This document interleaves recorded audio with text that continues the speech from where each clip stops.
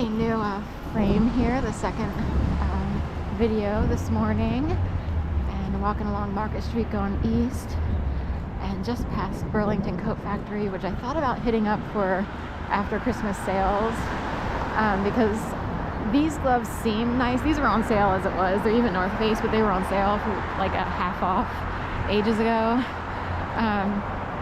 But my fingers get cold in these, believe it or not. They're only medium insulation, so I need to upgrade or have like some sort of fleecy or thermal situation if I were to walk out in the snow. So I need thermal underwear, an extra layer of gloves, and maybe a scarf. I don't actually have a winter coat. I have a fleece sweater, and I layer things under it because it's extra large, and that's kept me warm in the past. In Philadelphia, we haven't had much snow in the past few years. In fact, barely any, like none. So last year we had a little strand of snow, but I remember my fingers getting really numb and everything trying to do videos. So this year I gotta be a little bit more prepared. I'm not thrilled about spending money, but I got a little tiny Christmas bonus, like an extra $50. And it's like, maybe I'll just have to use it on winter supplies. Like just, you know, I can go to Burlington and get stuff really cheap. Or Marshall's. I don't know if Marshall's is still open. I feel like I read that they... Anyway, so here we are. This used to be a Strawbridge and Clothier. And now it's kind of mall-ish. Like they put a Five Below in here. I don't really know. For a while they had a Franklin Flea Market, like after they closed Strawbridge's. But this was known as Strawbridge and Clothier. Lit Brothers has always been sort of part of the bottom part, and they, you know, anyway, but Five Below is in here. It's kind of, I don't know if they would have fleecy stuff. I'll hit up Burlington. That is what they're designed for, like Burlington Coat Factory is supposed to be a winter situation. A lot of people get their winter coats a lot cheaper there. I always love it. Here's Liberty Bells all in a kaleidoscope. This is neat to look at, you know. All right, sometimes they put other stuff up there and it's neat. So Liberty Bells. Oh, and the Basilica is in the mix up there. That's from up on Ben Franklin Parkway. Sometimes they have like all colors and like neat, but for some reason we've got Liberty Bell and Basilica. The Pope was here in 2015, so he went there, and City Hall. So, alright. We're doing all kinds of government stuff, or church versus state. There's always, you know, a discrepancy between those two entities. Kind of. Like maybe they work together at times, but the church would always say there's doubt in every situation, and the court system is trying to get, you know, trying to prove something beyond a shadow of doubt, per se. Should something really heinous happen, all kinds of crazy things go on, and it's like, what are people allowed to get away with, you know? At what point do you draw the line? So there's always that argument. It'll be a debate that goes on for eons. You're supposed to forgive, but victims wind up suffering, homeless on the streets sometimes, often, and their perpetrators are living large somewhere. You know, that's a serious problem in society.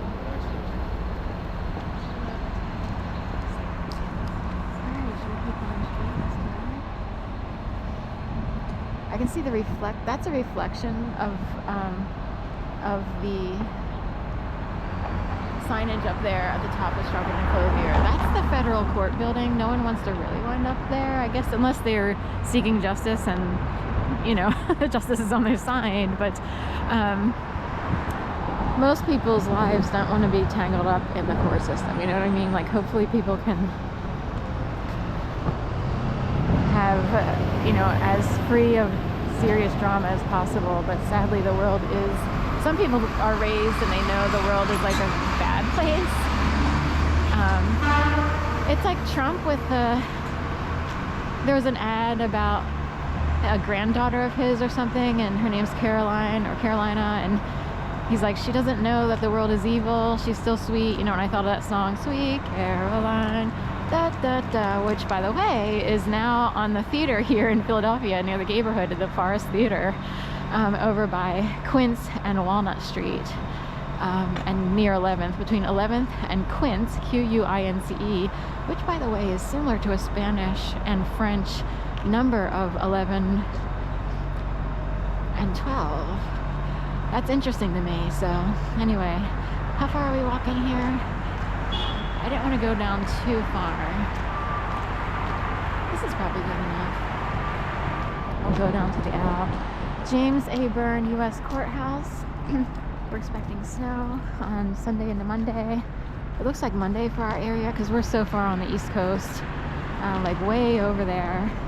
Wow, we got some birds flying all over Independence Mall over here. Either pigeons, they're probably pigeons, they're hanging out on the memorial, like that's a slavery memorial. I believe it's a, is that the one about slavery? There's one here and then there's one further down. I think this one talks about the history of slavery.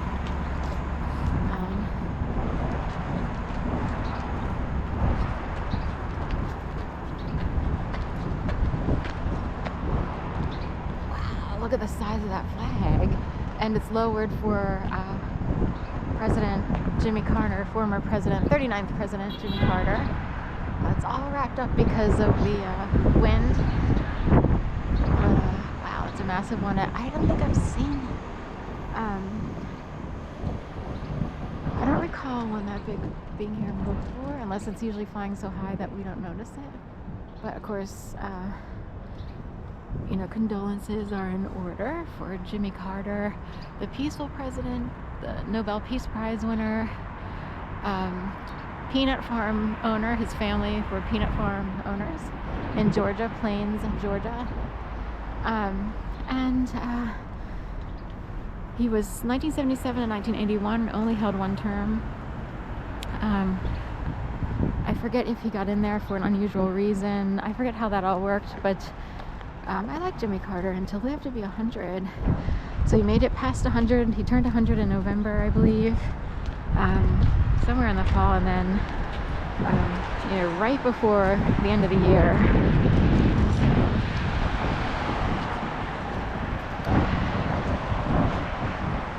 That's it. So condolences to his family and Rosalind. I actually tried to apply for, I applied to a fellowship, the Rosalind Carter Fellowship. It has to do with mental health, because I wanted to talk about what causes mental health issues, because some people might not have been mentally ill had they not been subjected to certain forms of torture. And are they mentally ill, or are they just reacting to other people who are really bad? You know what I mean? So it was kind of a twist on the mental illness idea. But anyway.